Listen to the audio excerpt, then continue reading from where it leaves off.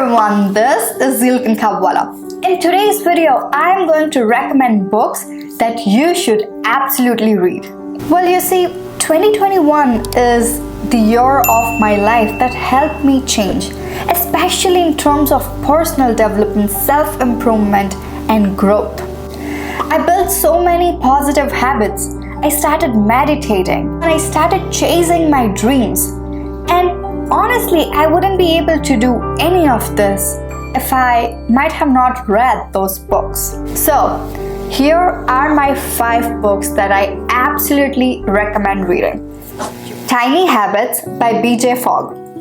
When we think of changing a habit or building a new habit into our life, we often think that we might need to make drastic changes into our life. That we must take big steps, make major changes into our life, make time for our new habit, and in short, just flip our life upside down. But that's not what the author of Tiny Habit thinks. BJ Fogg is a guru of behavior change and founder of Behavior Design Lab at Stanford University. According to Fogg, to build any habit, we need to take small steps. So the whole idea behind Tiny Habit is that when it comes to change, the tiny is mighty. One of the most important lessons, the aha moment for me while reading Tiny Habit was, how can we create a new habit by attaching it to an existing habit? For instance, I knew that I wanted to build a habit of drinking warm water every morning. And the simplest way to do that was, as soon as I brush my teeth and take shower, the first thing that I will do is drink warm water. This helped me ensure that without much effort, my habit was being built. So if you want to stop a negative habit or build a positive habit, this book is your guide. The second book on my recommendation list is Think Like a Monk by Jay Shetty. This was the first book I ever read on personal development, and it absolutely blew my mind.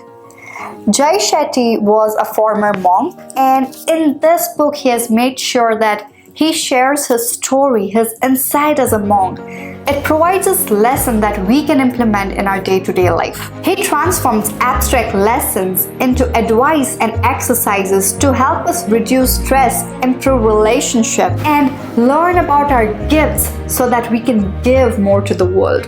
In fact, after reading this book, I was so inspired that I even DM Jay Shetty on Instagram saying how much I loved his book. Although I never heard back, but anyway, if you want to learn how to overcome negative thoughts, if you want to learn about your purpose, find meaning in life, learn how to control your mind, he shared lessons from Hindu literature and narrated in a way that makes more sense to us. There is a text that goes, "For him who has conquered the mind is the best of friends.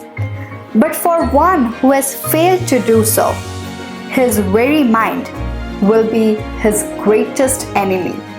And this is so true. Our mind has a potential of creating chaos as well as taking us out of chaos. And it literally depends on us how we treat our mind and let it treat us. So, for everyone out there, this book is a must read. Book number 3, Mindset: The New Psychology of Success by Carol Dweck. If you have ever heard of the term fixed mindset or growth mindset, they were coined by the author of this book. Carol Dweck is a professor of psychology at Stanford University. The core idea behind this book is about shifting our mindset from fixed to growth. Thinking that we're born with predetermined IQ and talent is a trait of fixed mindset. The bad news is that a person with fixed mindset rarely achieves something extraordinary and usually lives a mediocre life. This book really comes handy when you're facing a setback in life, maybe facing a job rejection or a boss yelling at you or messing up the work. So it's about recognizing where we are, and what we do during our setbacks, during challenging situations, to learn where we stand. So no matter if you're a parent, boss, employee, or a student, this book can help you change your perspective and achieve extraordinary by shifting your mindset. Coming to book number 4, Ikigai. Although many people tend to think that this book would help them discover their passion, but this book is not only about discovering passion. It has an aspect of it that helps you explore your Ikigai, that is your reason of being, by the model that is this Venn diagram. But this book is much more than that. The author of this book, wondering about what leads to people of Okinawa Island in Japan live longer and happier lives, went there for research. So this book shares exercises and techniques that is used by long living and happiest people on daily basis to keep them active for a long time, even in very old age. And most importantly, this book dives deep into the 10 important rules of Ikigai, from eating habits to staying active, the importance of community, and so much more.